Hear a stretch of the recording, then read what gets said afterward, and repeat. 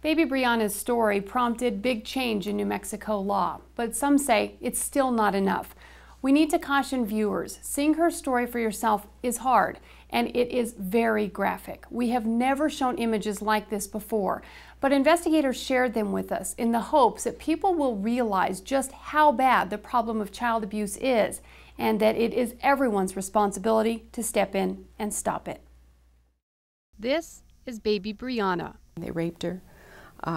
They beat her. Massive bruising on the head,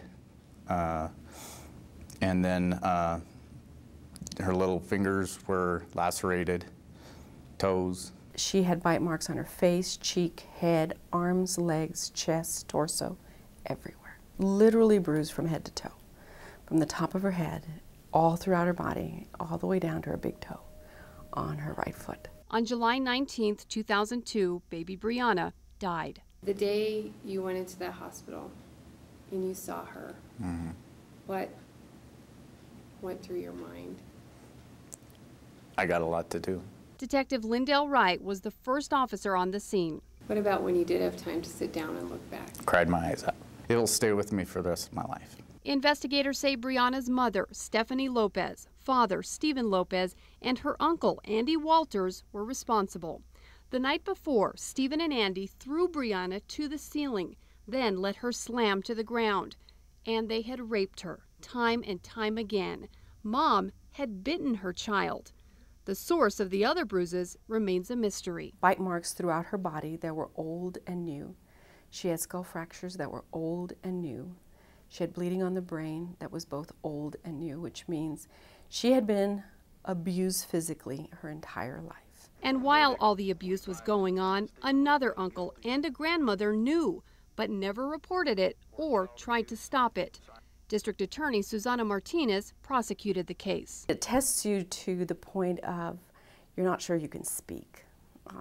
You're afraid that the emotion will take you over. Martinez was able to get a conviction and a maximum sentence for all three abusers, but many argued it wasn't near enough. When baby Brianna was killed, a person convicted of intentional child abuse resulting in death faced a maximum of 18 years in prison. Her case helped change that. 18 years for the life of a child? You know, I thought it was absurd. It took State Senator Mary Jane Garcia 3 years of trying, but she changed the law to make the crime punishable by a mandatory life sentence. If the judges continue to sentence to the maximum under the new law, the law is sufficient. But if a judge doesn't sentence them to the maximum to try to give some sort of deterrent effect to the rest of the community, we've lost. Both Martinez and Garcia say more needs to be done to punish people who fail to report abuse. People like Brianna's grandmother and uncle. Those two individuals knew she was being abused. She was full of bruises that were old, green, brown, yellow color. Had they reported it early, had they insisted on that child not being abused, maybe we would have never had her death take place. They were sentenced to 30 days in jail. The maximum is 1 year. I think perhaps we ought to try to make it 5 years at least. I would go for something like that, and I would certainly try it. Detective Wright says it's not just the law that needs to change. I think a lot of proactive still needs to happen. As far as young parents need to have proper education, proper support systems. I feel that a lot of young parents are struggling by themselves. They don't have anywhere to turn, and it is the chemistry of child abuse. Brianna's story still brings much pain to people in Doña Ana County who came together after her death, paid for her casket and burial, and claimed her body when no one else would. The community felt that baby Brianna could have been their child, their granddaughter, their daughter, their niece. Baby Brianna is now locked up in this cage. It's a mess, unkept, full of trash.